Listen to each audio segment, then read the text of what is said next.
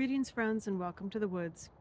For those of you who are wondering why I haven't done Movie Mondays in a bit, you can blame my friends.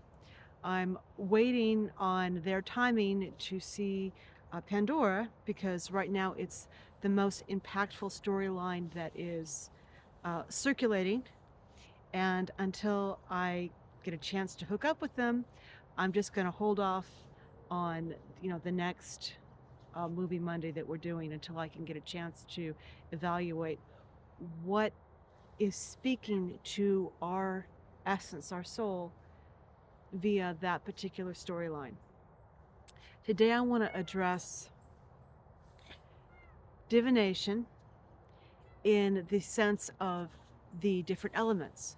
Now, just to recap, we talked about divination as a tool for working with source, utilizing pendulum and dowsing rods, which are more or less aligning you, if you can get into the zone, it's more or less aligning you with your own intuition, your own higher nature, through how you filter it through your tap into source. We also talked about runes and coins, and a friend of mine reminded me that the I Ching can be done not just with coins but also with sticks, just like the runes can be done not only with stones with the runes placed on it, but also with sticks that fall into a particular pattern, a certain pattern that tells you what's happening and more or less when it's going to occur. It shows you the the energy patterns of where things are at that moment. Now, I just want to point something out with the methods that where you're looking beyond in that way. You, an experienced diviner, will focus on the question. You want to be clear, you want to be in the zone, but part of meditation is learning how to focus on one thing and keeping the extraneous chatter and the background noise out and away from you. So you're focused on whatever the question is. What's going on for me right now? Or what's going to be the result if I do X, Y, Z? You're keeping that in mind. You're aligning with source. You're allowing the energy of source to flow through you and out and into what you're doing so that when the pattern falls, it'll fall in a way that addresses your question. You don't let other questions seep into your consciousness like, oh, what is he doing over there? Or should I really be doing this?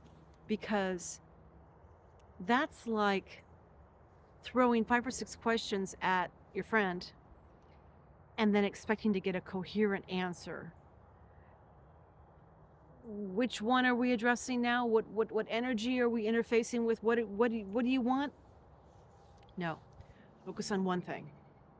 And when you get the answer, that's the answer. I've been guilty of this. We've all done it. We don't like the answer. We do it again. We phrase the question slightly differently and we do it again. Try to resist from doing that. It creates a bottleneck when it comes to the energy you're getting from your intuition, and it just confuses the matter. So go with your first impression. It's usually the correct one, and let it sit. If you have to work it through your consciousness, then write it down. And another way to handle it is write it down and then figure out, if you really don't like what you see, if there are other alternatives. Because sometimes we get trapped in situations because we're rigid about how we're approaching things. Though more often it's because you've got two opposing forces, neither one want to give. And you're on the losing side. The other side is just a little more powerful than what you're able to bring to the table. So in that case, you want to do a workaround. Divination is about solving problems, not dashing hopes. So there's usually a way around an issue, and if there isn't, it's an opportunity to prepare for the worst. Prepare for it. If you're prepared for it, if you take the steps you need to take, When it hits, it's not going to be as bad.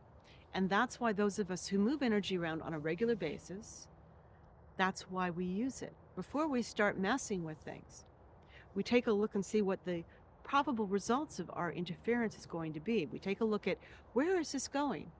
Sometimes where it's going is a good thing. And if it's not, if there's nothing to be learned or nothing to be resolved by the incredibly bad thing that's headed, you can see what your place is in heading it off, in bringing it around, in softening it so it doesn't hit, or that it hits a little bit easier. Is there any way that we could learn from this experience so that we can get something positive from this experience? A really good forecaster, that's what you look for. So think about that. If you step into this world, or if you're already in it, think about how you can position yourself to make the most out of the answers that you get. Now, as I have said, any attempt at divination, you want to draw through, you want to zone, put yourself in the zone, and you want to draw through from source. There are some that reach out. Usually with the Ouija board, you're reaching out. Now, I have in the past been completely against Ouija boards because they don't have a defining guardian. With I Ching and with runes and with other forms of tapping into your intuition, there are protectorates that you can call on. So if you want to have a bad experience, you really have to reach for it, or you really have to use a divination tool that has been altered or corrupted in some way that will cause you problems. And they're out there. They are out there. You want to treat your tools with consideration and reverence. If you treat them as something sacred, they will behave as a sacred thing, and it will be easier for you to utilize them correctly. You'll get honest answers, and it will be a safe thing for you to use. But if you treat them like a toy, or you treat them like a joke, you're going to get trickster, or how do I put this, exploitive coming back at you. Exploitation, that which seeks to use you for its own purposes, tell you what you want to hear, throw nonsense into the mix, tell you a little bit of truth and then a whole lot of lies. You can get into the weeds if you're coming at it in the wrong way. And another thing when it comes to that, if you've got somebody in your circle who can't hold at least an open mind, at least a neutral stance, where, I'm not sure if this is true or false, but I'll hear you out. That kind of person, skeptic, that's okay. But if you got somebody who's aggressively adversarial, oh, this is stupid. This is a waste. Why are you doing this? What are you doing? If they're aggressive, or if they're leeching, if they're just there to, oh, show me. Oh, yes, open yourself up more. Oh, yeah, that's great energy. Oh, just keep doing, oh, that's so good. If you got one of those, stop. Just stop. Stop. Thank them. Thank you for your presence, for taking the time. We're done. I'm not getting anything. We're done. Just stop. What you need is somebody who can synergize with your efforts so that the energy is moving, it's cycling.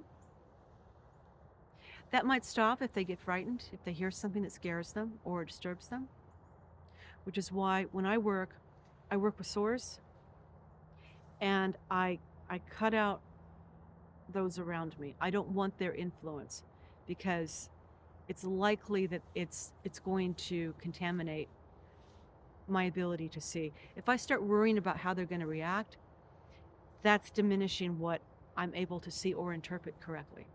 And that's happened. That's happened recently. So shut those walls down, or bring the blast shields down. Okay, probably the best way to put it. Link into source and work from there. Okay. Now, you can work with something like a Ouija board if you are dedicating it to one of your guides and guardians. You can do it. Astrology is what it is. The interpretation is what it is. It's the details. The devil's in the details. It's when you're trying to get the details worked out, that's where it gets tricky.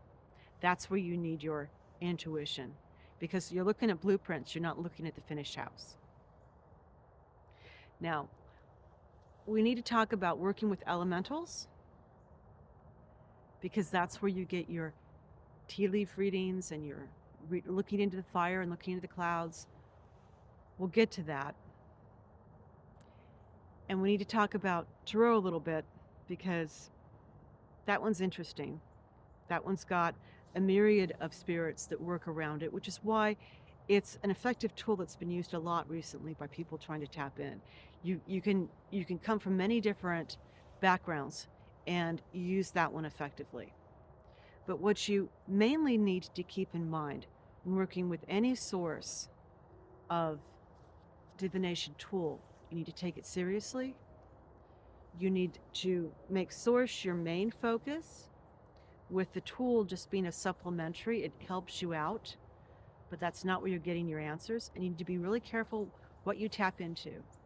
Ouija board's not a toy, unless you're using it as a toy, in which case, what are you doing? What are you doing? You're likely to get something that you don't want to tap into. Any method you use, if you're not sure that you're protected, if you're not in your own space where you've put up protection in advance and you hold it up, you need to call it in. You need to bring it down. You need to lighten the energy. You need to call it in. Especially if you're using unsanctioned technique. As I've said, there are some systems that have built-in protections. And then you have, Hasbro. Hasbro's not going to protect you. I had to point this out, because I heard someone the other day talk about utilizing Ouija boards, and she was attacked for doing that. Oh, it's demonic. And yes, I have told people before, it's a dangerous tool to use, but it's a tool. It depends on how you use it. A lawnmower is a dangerous tool to use. A snowblower is a dangerous tool to use. A handgun, dangerous weapon to use, unless you know what you're doing, unless you take the proper measures to do what you're doing safely, unless you learn about it and learn how to use it in a way that protects you and the people around you. So, enough for today, and welcome to the woods.